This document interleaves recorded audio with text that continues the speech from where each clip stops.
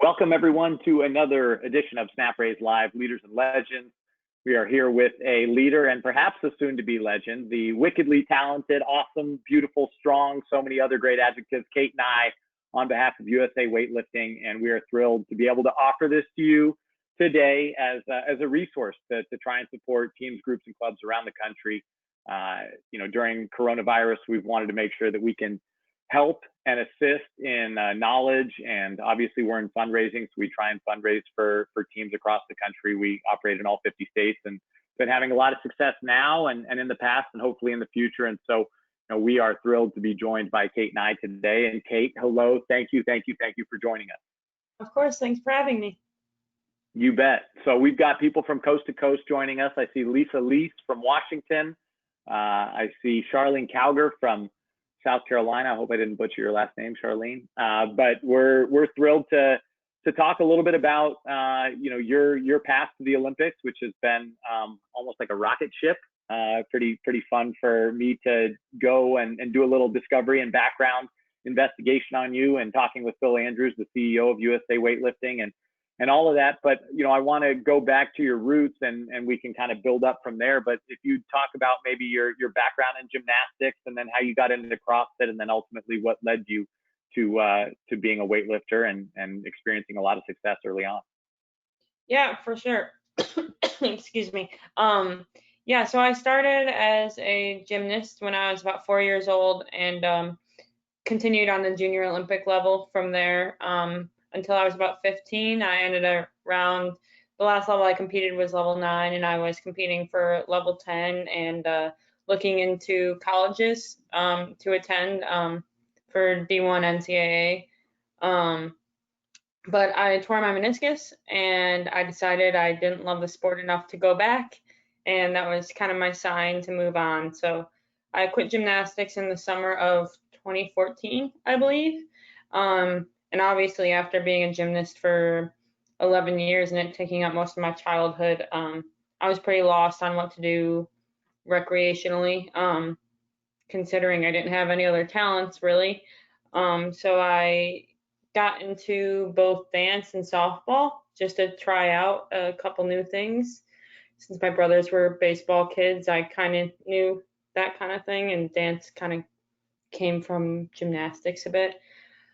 And neither of them really worked out for me, but my friend found some CrossFit classes for us to attend, and I fell in love with it and got really into CrossFit for about a year and a half. And obviously through CrossFit, there's weightlifting, and my current coach, lifetime career coach, recruited me when I was at the CrossFit gym, and he talked me into competing at Youth Nationals in 2016. And when I got third there, I decided I was much more talented at weightlifting than I was CrossFit, and decided to try and take that on full time. So then I ditched CrossFit and took on weightlifting full time, and it's been great ever since. Yeah, no doubt about it. I would say that, and I read that you are the first International Weightlifting Federation Lifter of the Year, male or female, to ever come from the Americas, North or South America. So that's a pretty awesome distinction. And I was a college football player myself, and so I lifted, and certainly not to the extent that you have. But why have you been able to be so successful at clean and jerk and the snatch specifically, and how has that that aptitude and that ability, how has that strengthened your confidence, and how are you just getting to be so dominant and continually improving at those lifts specifically? Yeah, I think anyone with a gymnastics background in weightlifting kind of has a leg up, just because gymnastics teaches not only the mental side of things. We're trained to be very coachable and, determined and persistent. The physical side is very important. You learn a lot about power and strength and mobility and flexibility, all that stuff when you're a gymnast. So it transfers really well to weightlifting. So I do think that helped a lot. Just as well as, I think my dad was a college wrestler, and I think a lot of his just natural genes that go into your muscle fibers that naturally make up your body. I definitely have a little bit of that. And I don't know, I think I just found a sport I really love and really works for me. And I took that passion and some natural ability and did all I could with it. So, and can with it, currently. So I don't know. I think it was just kind of the perfect storm for me to excel at weightlifting. If people have any questions, I definitely want to encourage them to put it in through the GoToWebinar control panel. Kate would be more than happy to respond to questions and inquiries and things that you have to say, or questions that you might have. A popular one probably would be, how are you dealing with weightlifting and excelling at your sport during coronavirus? I think I saw something where, Maddie, loves going to the gym. You, on the other hand, like being inside of your garage and in your own bubble, and you were ready for this. Like you lift at home, and so this was just a smooth transition for you. But what's it been like for you, just having to maybe change your rhythm or routine a little bit? It honestly hasn't been bad at all, as far as like physical training locations, obviously, because I was already training full time out of my garage. So the only thing that's really changed as far as like my training is I haven't been able to see my coach. I'm seeing my coach this weekend for the first time in like over 3 months, maybe more. Yeah, since early March, maybe February. So that's the only thing I've missed is my weekly training session with him. Um, Other than that, I've been basically keeping up with the same training regimen I always have. The only difference being, obviously we've had to slow down because the Olympics were postponed. But other than that, it's been pretty routine and just mentally adjusting because of, coronavirus. But physically, I've been very blessed to be able to keep doing what I was doing to begin with. I have power cleaned 300 pounds once before in my life. I basically had to helicopter it up. It was one of the ugliest things you've ever seen in your entire life. The amount of strength and explosion that it takes to get the bar up and then to have a quality catch and then to then reset and then jerk above your head. How much are you working on the individual technical elements of that? What are you doing to accelerate your pull to create power immediately? What are you doing at your catch? How are you, finding these incremental gains to continue to allow you to achieve, new PRs seemingly every year? I think weightlifting is a very simple sport, right? And there's a limited amount of things that you can do to improve, which is great because you can work really hard at those few things.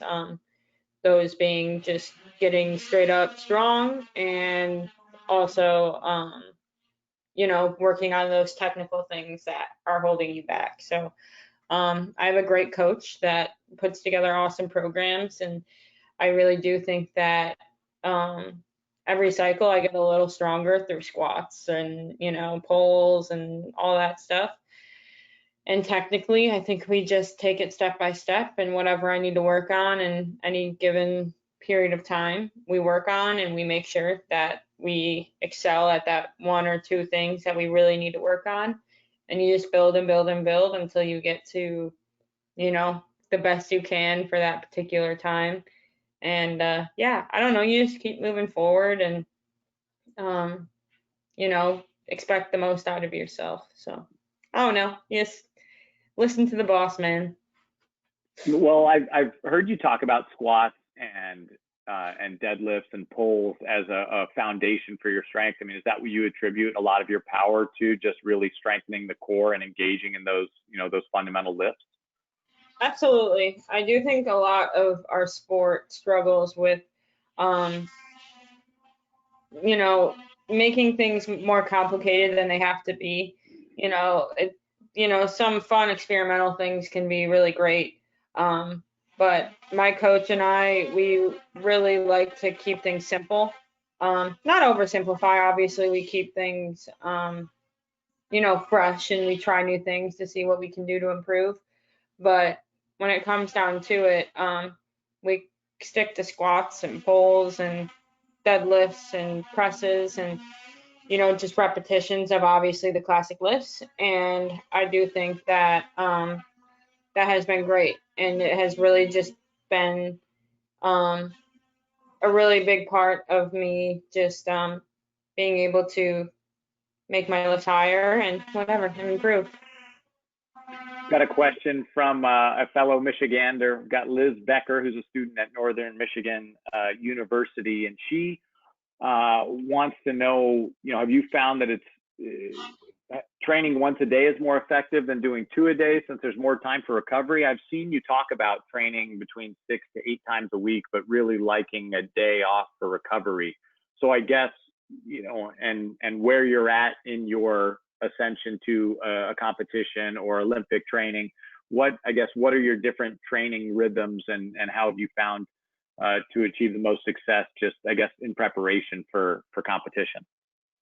Yeah, so unfortunately, or fortunately, I don't know if you think about it either way. I have, other things in my life. I do school and I work and I have dogs, and, you have all these things and you have to make sure that you work around those as well. Weightlifting isn't my entire life, sadly.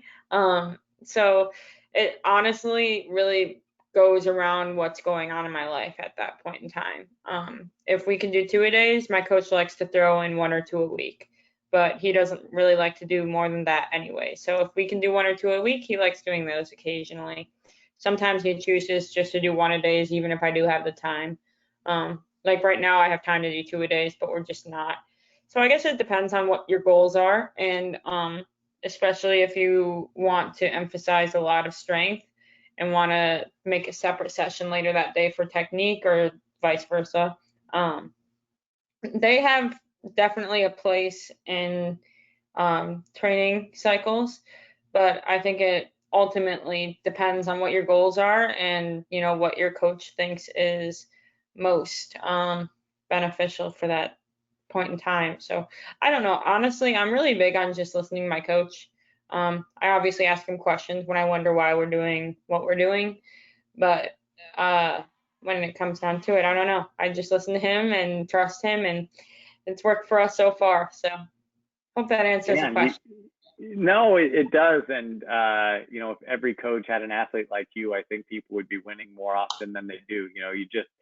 I played for Coach Harbaugh, and he would say, just tell me what you want me to do, and I'm going to do it as many times as I can do it, as well as it can be done with numbing repetition. And so it sounds like you're following a very similar path. And you were born at University of Michigan Hospital, so a go blue out there to the Michigan fans. And if you're a Sparty, a Michigan State, or a competitor, I'm sorry for the allegiances, but it is what it is. Mark Durfee, an athletic director in Arizona, is asking, what habits, good or bad, have you had to change from youth gymnastics or CrossFit to now being an elite athlete? Yeah, I think that's a great question. In CrossFit, it's pretty easy to pick out bad habits because CrossFit uses weightlifting in a very different way that weightlifting uses weightlifting. So I definitely had I remember when I just started off at solely weightlifting, I had a habit where anything with more than 1 rep, I would cycle it like a CrossFitter. Like I wouldn't just drop it and reset. I would try to, drop it with, my hands on the bar still. So just learning how to lift like a weightlifter, as well as just kind of getting rid of the bad habits that CrossFit tends to give people that are trying to do weightlifting on its own. It's just very different. So I don't know, just form wise, I just need to make some tweaks from CrossFit. From gymnastics, I always had pretty bad ankle mobility. Because in gymnastics, you're not really, you obviously want to have your ankles have a little bit of, being able to flex them well, but not as much as weightlifting, where you have to keep a very deep squat and your knees over your toes. So it took a really long time, and I'm still working on it, getting it so I can get my knees over my toes as much as I possibly can. Because in gymnastics, it's more about pointing your toes and not squatting. There's not really a place in gymnastics for squatting. So just kind of getting rid of that muscle memory of always wanting to point my toes, and also keeping a narrow stance. I still struggle with that because in gymnastics, it's all about, one foot after the other on a beam or even on floor or vault, everything is pretty narrow. So learning how to widen my stances and do split jerks with my legs, further apart so you're more, stable. That's a challenge for me. I like to jerk like I'm on a balance beam. So I think anyone who is a long-term athlete in a certain sport and then switches to somewhere else, another sport, you're pretty much doomed to have some very deep rooted habits that you need to get rid of. And honestly, I think those are things that I will always struggle with, but they get less and less and less. So, just working on those a little extra all the time, it's been paying off. I still need to work on it though. So, it's a long journey.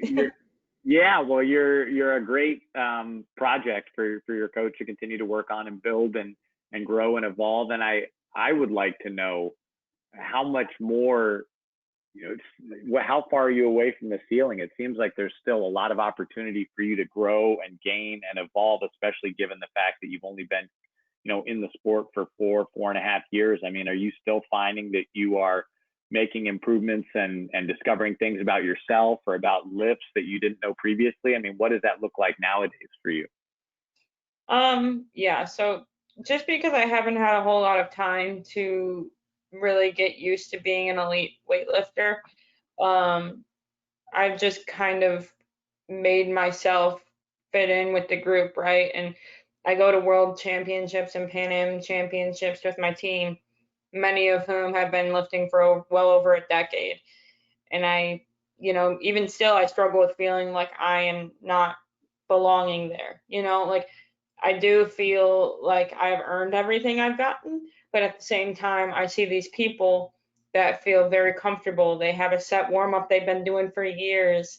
They don't miss 45 kilo snatches. I still do that occasionally, like I am still very young in the sport. And the biggest thing recently I've kind of been getting around to is feeling comfortable, not feeling so much like a fish out of water. Because obviously I would be able to hit big lifts, but even weights as low as 45, 55, 65 kilo snatches, I was not consistent enough to hit those regularly, and like I'd be in the warm up room freaking out that I wouldn't be able to make a 65 kilo snatch when my opener was 100. So those are things that have recently been developing in like the second half of last year, where I finally felt like I was in control, which was a very good feeling because, not feeling 100% confident in your abilities in the warm-ups is obviously not going to give you great results when you go on the platform, because I think always in the back of your mind you're going to have those doubts if you had failures in the back room and stuff. So I'm definitely learning more about myself with every single competition and every single training cycle. And I definitely think I have more strength to gain. I definitely know I have a lot of technique things I can work on. And yeah. Do you marvel at the strength that some of your teammates possess? I mean, even though you're obviously stronger than the bulk of them, but the quickness that they can move the bar with. I watched Natalie Woolfolk, who married Casey Bergner, and they're very capable, high aptitude, high achieving weightlifters. And I would watch her snatch, and I'd never seen the bar move so fast. Do you draw tips, inspiration, confidence from your teammates that you watch and when you watch them perform? Absolutely. Specifically Jordan Dela Cruz. She's my friend. I just visited her in Georgia not too long ago. And, even when I practice with her and we're friends and we talk, and I still look at her and I'm like, geez, that girl can move the bar well. And her mobility is just insane, especially for her stature. She's just insanely strong. Off the top of my head, Harrison Morris, another one of my friends, CJ Cummings. I see those athletes and they're people I look up to, even though we're all around the same age, which is why I think I really almost look up to them, because I can really relate to them.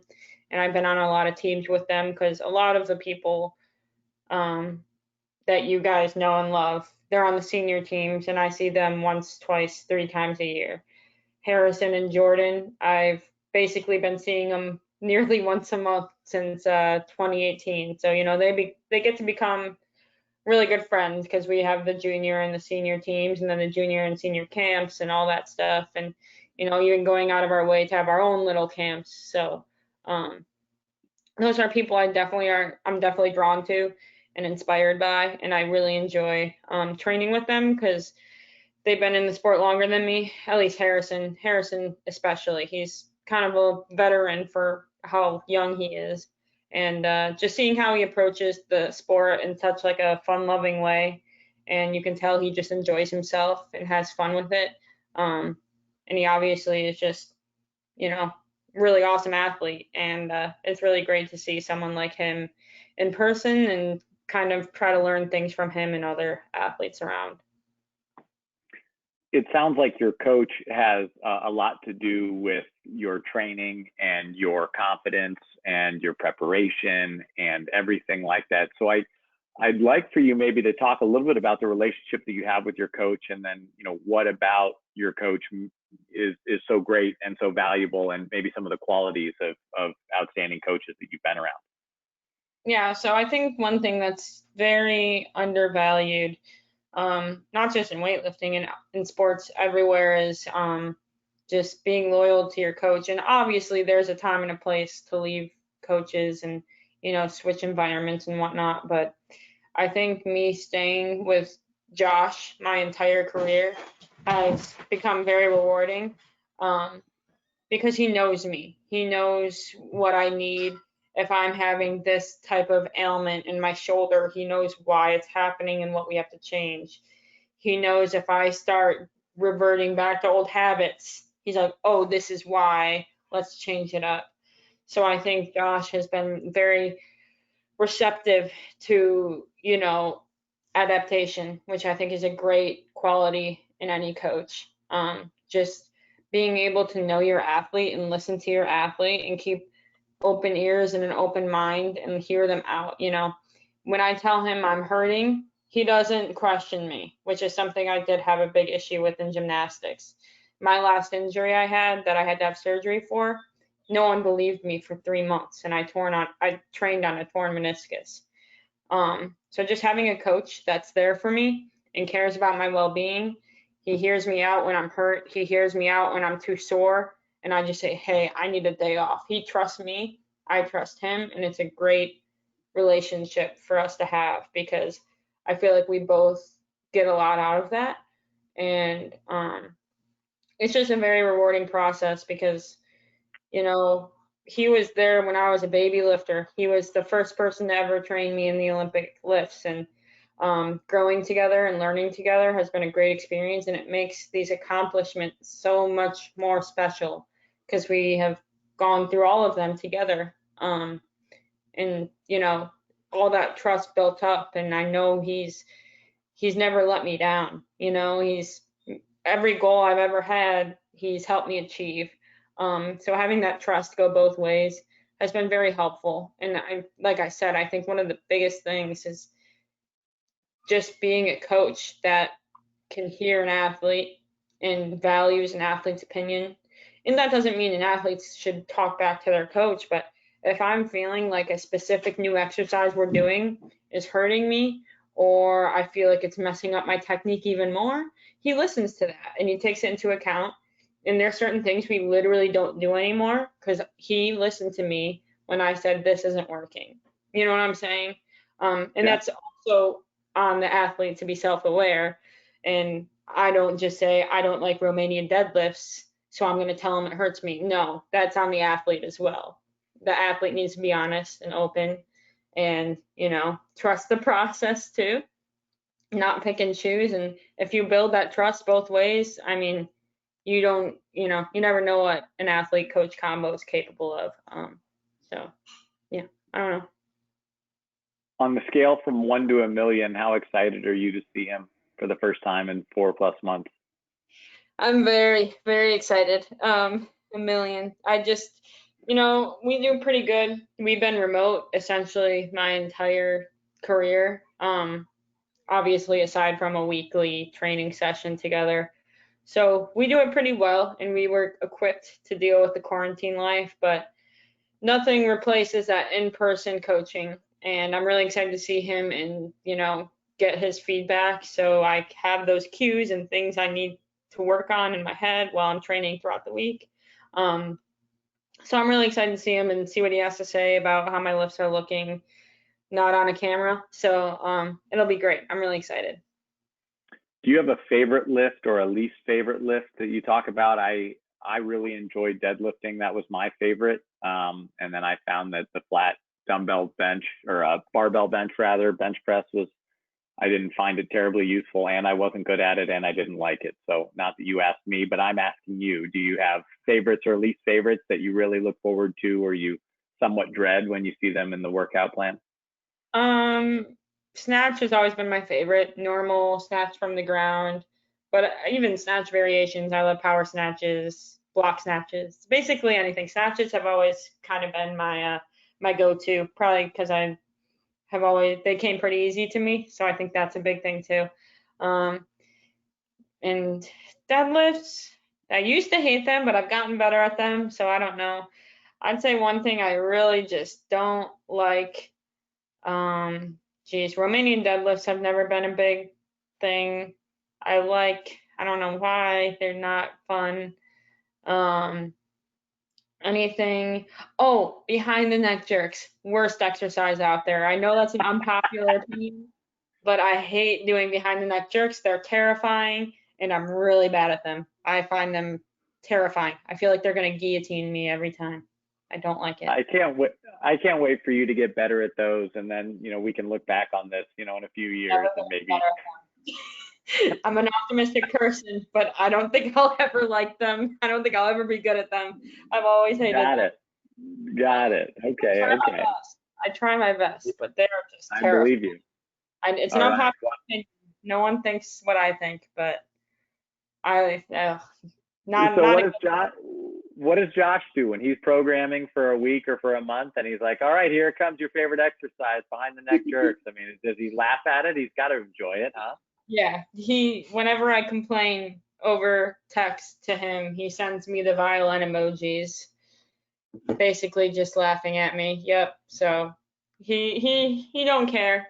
As long as I'm alive and well, he's just keep going, keep grinding. So what do your weightlifting cycles look like? What, when you're training for competition, what are the blocks? What have you found to be most successful for you in the cycling nature of your training?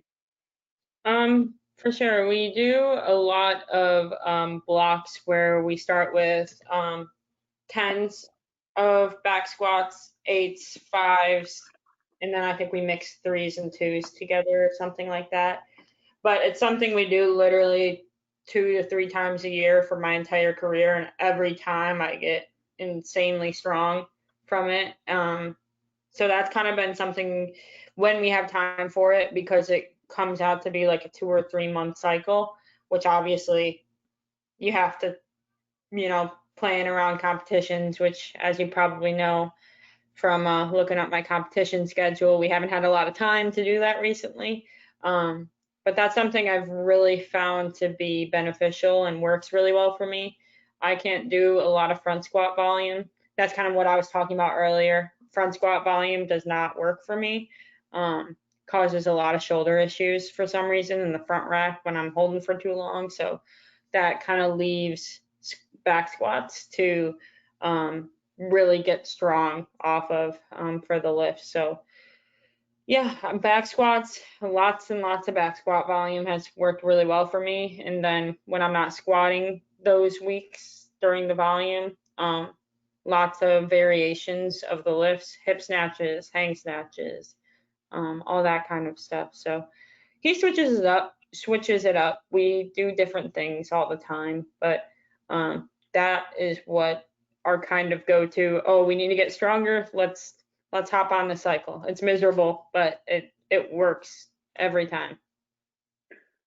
So I want to get into the mental side of it just a little bit, because your favorite lift is the snatch, but then you doubt yourself because you miss 45, 55, 65 kilo snatches, right? Or you hate the behind the neck jerks, right? And so what do you, you see a program and you're like, okay, I don't look forward to that, or I do look forward to that. How do you get yourself to mentally, go after numbers that you haven't gotten before? How do you get yourself through exercises that you don't want to do? Because that's a common problem for everyone. They're like, today's my least favorite day, or there's my least favorite exercise. So how do you, overcome the bad, and the negativity associated with lifts that you don't like? And then how do you amplify the greatness and the stuff that you love? And how do you, amplify that and make that as good as possible?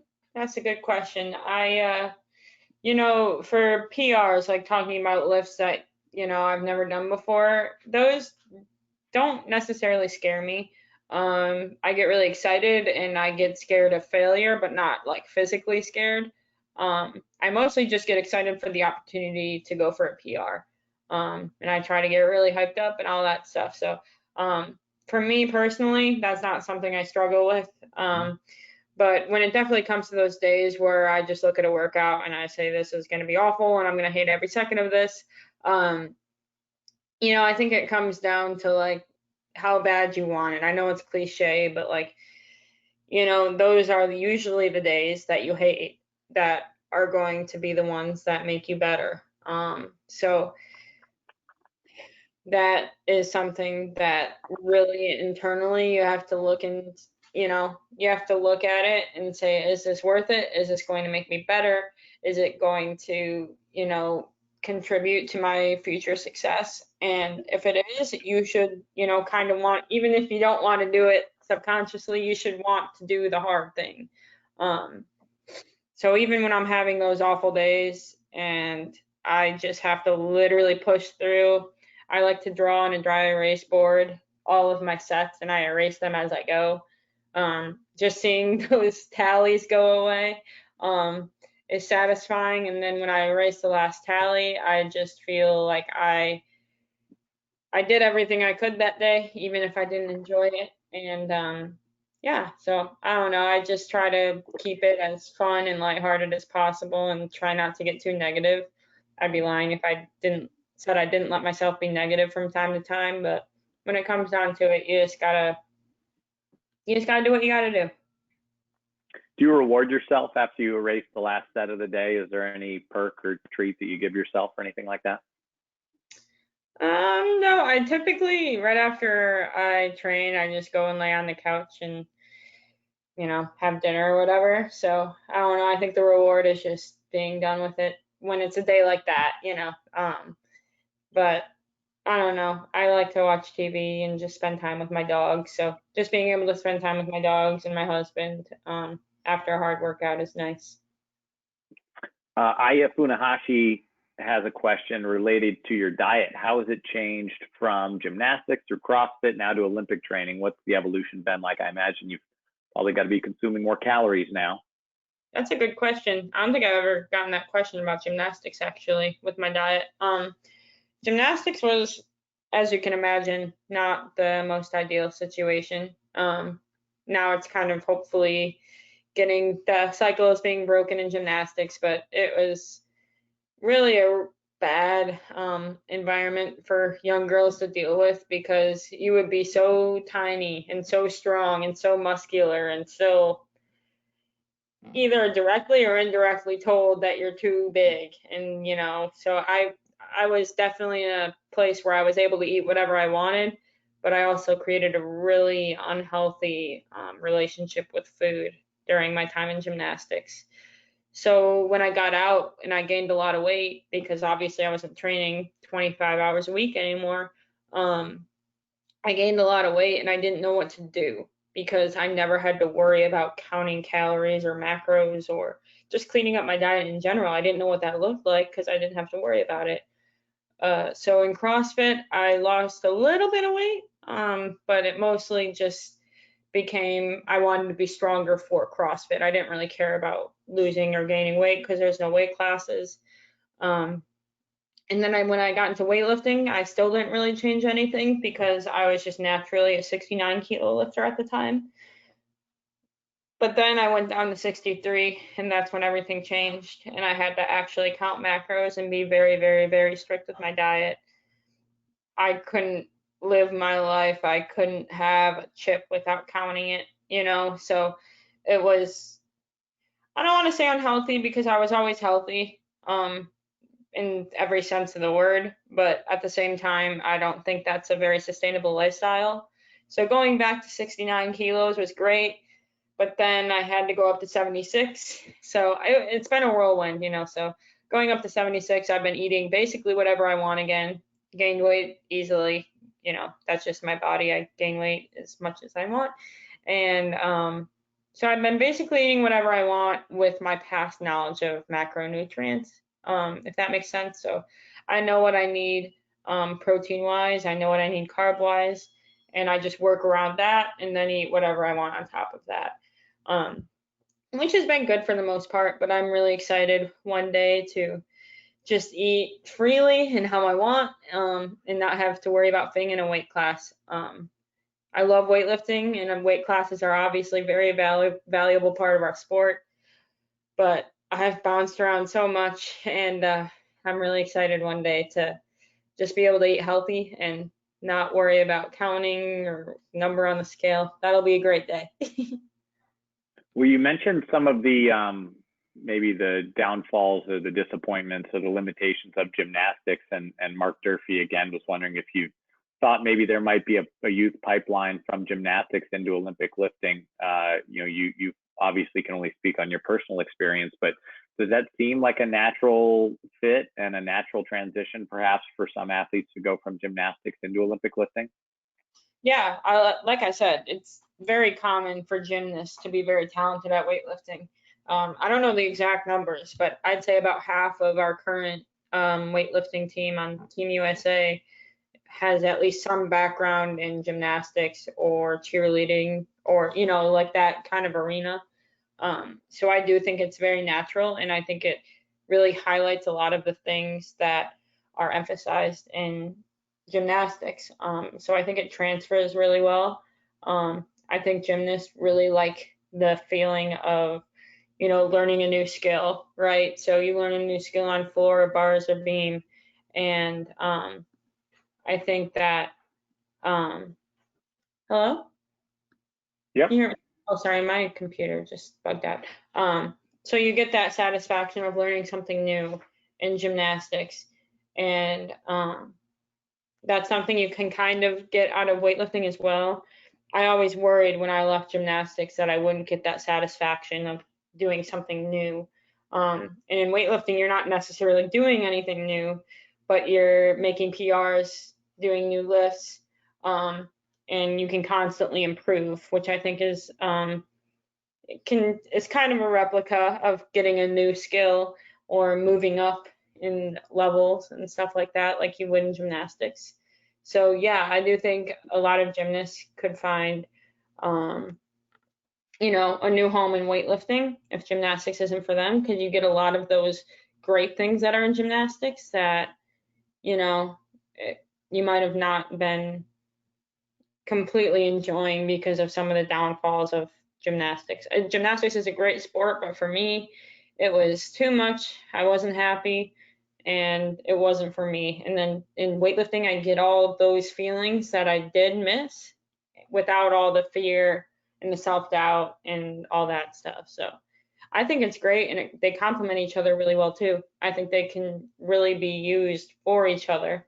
I think young gymnasts could really benefit from doing weightlifting on the side of their gymnastics practice. I really do. Yeah. Katie Gerchalk says she loves following your journey, and she wants to know what your goals are for the Olympics and if you're trying to be more ambitious now that you have some more time leading up to it. So I guess Olympic preparation, prediction, thoughts, dialogue, conversation from you, Miss Nye. Yeah, so obviously this year I was hoping to medal, and obviously get a huge PR total because it's the Olympics. It's your time to shine. But then when it got postponed, obviously some goals could be adjusted, and a gold medal was essentially out of reach for this year. But for next year, I do think I have a fighting shot at gold.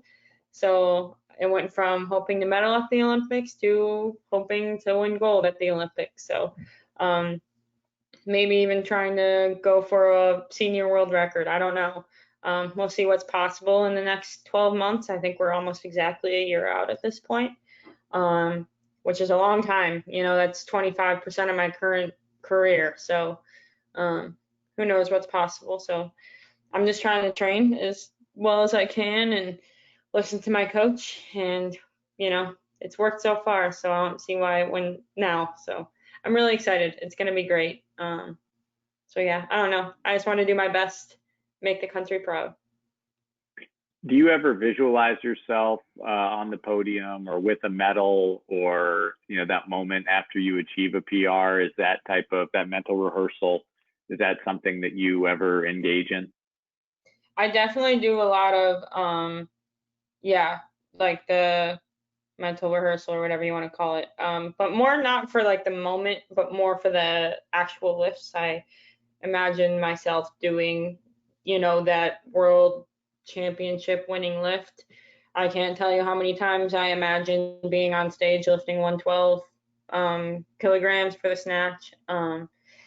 It's something I think is very important in getting your mindset in that, you know, in that situation and seeing like, this is what I want to have happen. This is what will happen.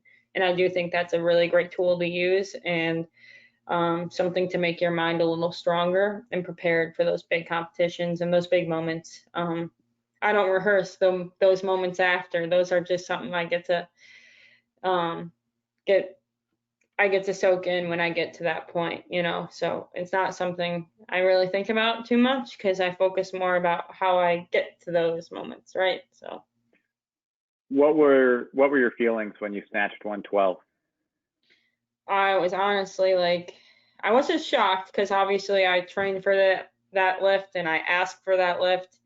But I was just, I don't even know how to, I would like to say shocked, but I wasn't shocked. I was just like ecstatic, and I was just very, very happy, and I felt like all of my hard work paid off, and I deserved to be there, and I was among the best. And I think it was really a big breakthrough in my career, where I finally felt like I'm in the mix for something great, and definitely built my confidence for the clean and jerk too, winning the snatch. So it set me up for a great night.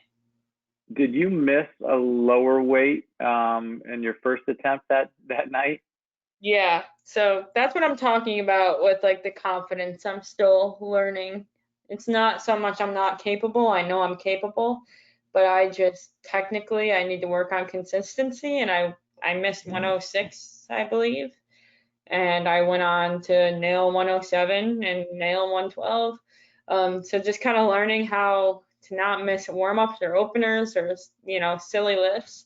That would be great, because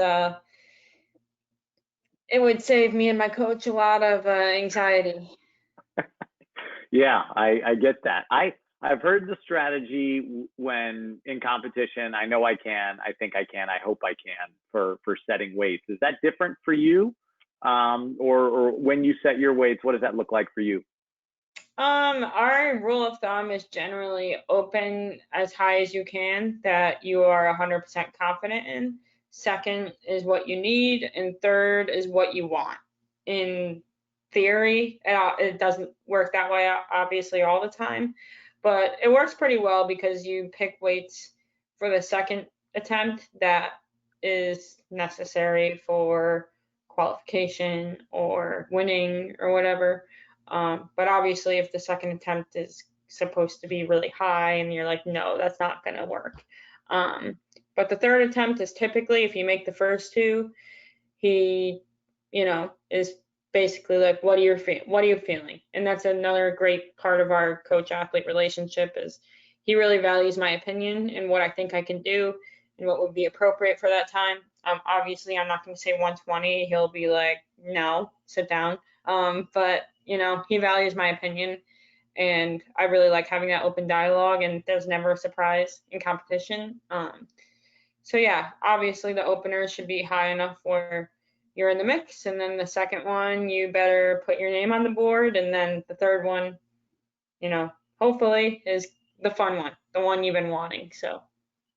So take me back to the conversation after you missed 106 and you know that you've got to go 107 for the next time. I mean, what was that like?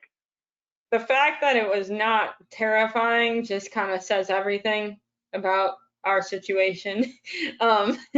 Because it was just like, I was being stupid. I'm sorry. He was like, I know, get it together. It was just kind of like a, stop being stupid, get it out of your system kind of thing. And it's sad, but it's happened plenty of times before. So he wasn't really worried. He probably had a little bit of anxiety. It's never fun to miss your opener, but it was common enough for us that it was like, what are you gonna do? So you know, he's confident in my mental game, that he knows that missing my opener isn't going to like psych me out. If anything, it might actually make me feel better, because I'm like, oh, I got that crazy stuff out of the way, and now I can just, you know, be myself and not be crazy anymore. So yeah, it wasn't a big deal. It was funny. Like, if you see me in the back, I'm literally laughing and talking all the time. So I like to keep it fun and, you know, not think too hard, because if I think too hard, I just get in my head.